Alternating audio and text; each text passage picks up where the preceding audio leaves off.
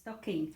I've made a template here, so work on a piece of card if you're like me and make lots of stockings. Work on a piece of card and come up to a design that you like. I've got sellotape here because I've been altering it to the way I like. Now the hessian, which is made from jute or hemp, is a rough fabric. You can line it if you want to. I'm not going to line this one. I'm going to keep it as easy as I can. Now, I've got the option of leaving this selvage at the top, or because I'm using variegated thread, I'm going to leave that edge there. And I'm going to create just one stocking. So, place my template on there and draw around it. So I've just got a piece of chalk here, nothing special. And I like to use chalk rather than the wax. And I've got those two pieces drawn out. Pop a few pins in and that will keep the two pieces of fabric together like that. Now, don't use your fabric scissors for this project. You want to use your paper scissors. Paper scissors won't be affected. Jute is very rough fabric, just like paper. Follow the shape around. There we go. So there is my stocking. Get rid of this jute. Jute is not nice to work with, and the dust can be unpleasant. Now if you want to decorate your stocking, and I'm just going to add a piece of ribbon on the front like this. So I've cut out a bow, enough ribbon to make a bow, and I'm going to place it there. So I'm going to hand stitch that in place now so it stays. I can hand stitch this, just make sure both ends of the ribbon stay on the outside, and I'm going to place it there. So if you want to put a plique of any sorts on, do that now. I've got four lengths of thread here. You don't need to use 4. I just so happen to have something like that there. So just tie it together like that. Make sure it sticks. You're happy with that. There we go. I'm going to put that away. So snip those threads away. I'm going to use the variegated thread in my upper looper. So that's the second one. And I'm going to just tie the knot there. For the lower looper, I'm going to use a nice shiny metallic thread. So now you've got all the threads in. I've got the gold metallic on the lower looper. Now, the interesting thing about metallic threads is they're very thin, which means they will break easily. And also you need to use a special needle. Now, I've not changed my needle. I'm still using the 80 after I've cleaned the machine, but I will reduce the tension. I don't need to force this thread through as much. So I'm actually going to reduce it right down to 1. So now I've managed to change the colours, happy with that. I'm going to put a new piece of fabric in and let's see what we get.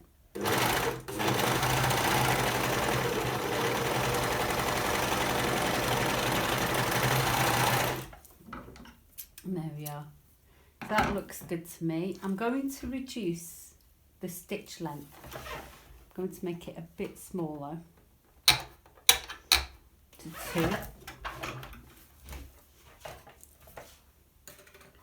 Let's see what that was.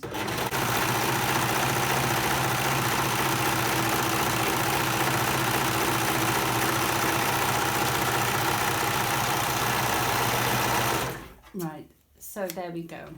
So I've got lovely colours on the front and I've got a gold sheen on the back. I don't know if the lighting allows you to see that.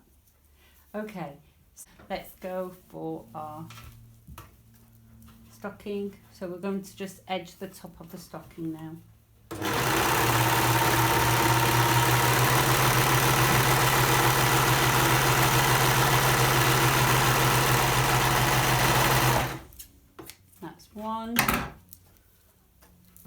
back of the other.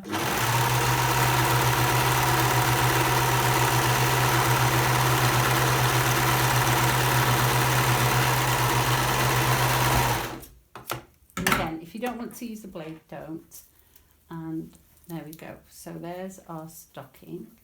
We have one in front, one in back, and inside we've got the gold thread. We're going to have to place it inside actually, and then it will come out like that.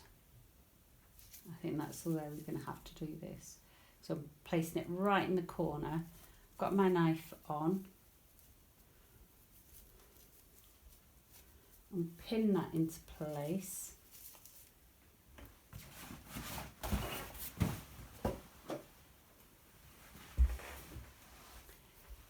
Pin that into place,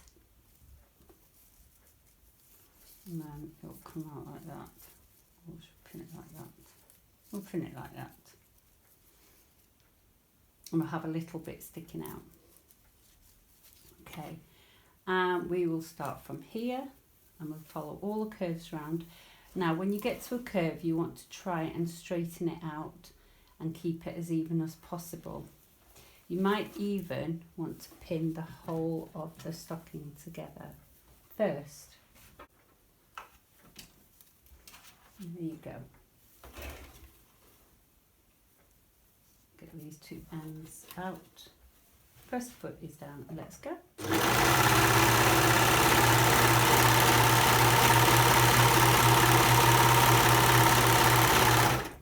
Okay, let's start straightening up the curve. Now you don't want to stretch it, you're just going to move it round. Hessian is a little bit difficult to move because it's quite stiff. So work a little bit at a time. Keep your eyes on where the needle is, not where the knife is, but actually where the needle is. And make sure you're hitting the fabric. Make sure I've got this all lined up.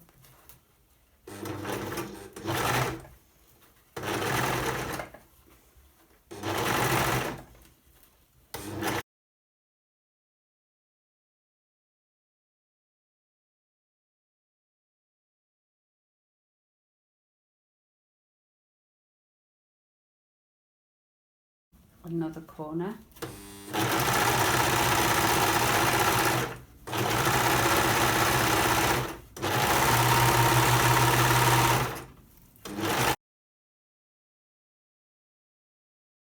Just watch for that pin. Let's get rid of that now.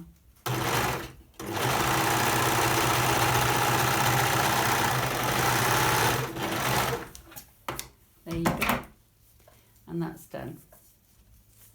And there's your stocking. Now, I've not cut away these end threads. What I'd like you to do is, let's reduce, we'll cut some of it down so it's not as long. And we're going to tease the threads. So I'm using the back of a needle, so it's a bit blunt. And just separate all the threads. If they get knotty, like that.